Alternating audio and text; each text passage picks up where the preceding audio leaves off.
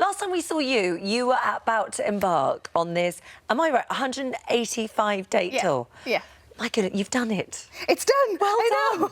I mean, how was it utterly exhausting? How do you do that? It is tiring. We have breaks in so that it's not as crazy as it sounds. But it goes over a year, basically. And it is, but I just love it. It's my favourite thing to do. You must do. And you take your dog with you? Yes, he comes a lot of the time. He doesn't come all of the time because he gets a bit grouchy when he's been on the road for too long. Yeah, he gets a bit crabby getting in the car. And there he is. There he is. So who's this? So this is Tuvok, Commander Tuvok. Oh, right. Is that Star Trek? Yes, it's from well done. It's from Star Trek. All of our pets have a rank. That's the rule. So he's Commander Tuvok. That's Commander Tuvok there, yes. And he's a schnoodle, which is a schnauzer and a poodle. It's also a word that I can't say when I'm angry because a man, his dog attacked my dog ages ago, and I was trying to get my dog back, and he said, "What kind of dog is it anyway?" And I couldn't say schnoodle because I was furious because it's such a joyous word, schnoodle. So I had to go with pot schnauzer because that felt more aggressive. So that worked better. So just something that you slipped in then very quickly. All your pets have a rank? Yes. So we have Chief Brody, which is the police chief in Jaws. We have Lieutenant Ripley from Alien. And we have Commander Tuvok. So me and my husband are only Mr. and Mrs. We are outranked by far. You really are. We are the lowest. Why does Commander Tuvok wreck the hotel rooms? Oh, he doesn't intentionally do it.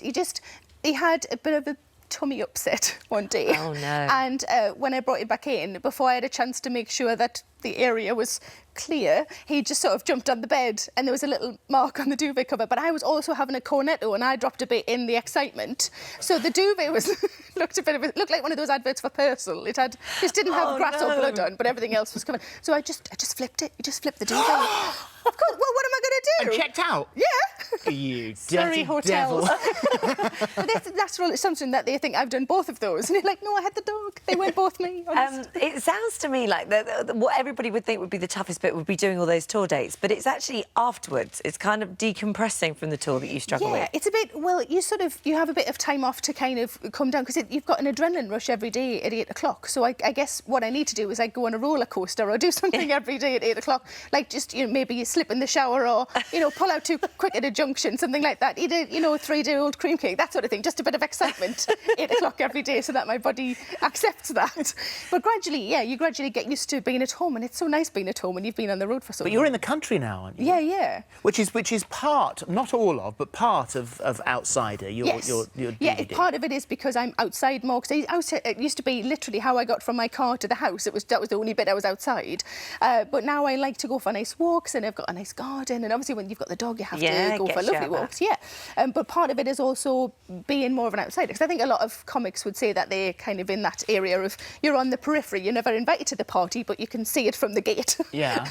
But that's very different to now, though, however. I mean, you sort of were talking there a lot about being a child and feeling like that, but now you're turning down all the invitations that you don't really want to go to. I still don't go to parties, but I am invited to them now. But I don't want to go to them now. It's rubbish. Why don't you want to go? Oh, because they're full of people and drinking and all People of the... you don't know? Well, yeah, I'm not good in a crowd, weirdly, standing... But when you're on stage, they're all there and you're not in the crowd. I've never been very good in a crowd. But you spend Christmas, much to the chagrin of your family, talking to complete strangers. Yes, on the internet. On social media, not on, weird chat rooms, thankfully. No, we do a thing on Twitter called Join In, #JoinIn, where a few years ago, about 5 or 6 years ago, I just got a bit sad about people who were on their own on Christmas Day who didn't want to be. It's a very different thing. If you want to be, well done you, have a lovely day. But if you don't want to be on your own, families are complicated. Some people get left to one side. So we do a thing called Join In, where all the people who are on their own kind of join in and have some fun. So do you chair the chat? Yeah, so I started off, and I spent probably about 5 or 6 hours on Twitter. On Christmas Day? Yes. Gets me out doing the dinner. Woohoo! What do the family say? They really, they think it's a nice thing, so they don't mind. Do they really, though? Well, I don't know. Have you brought them here to find out for sure? Here they are now.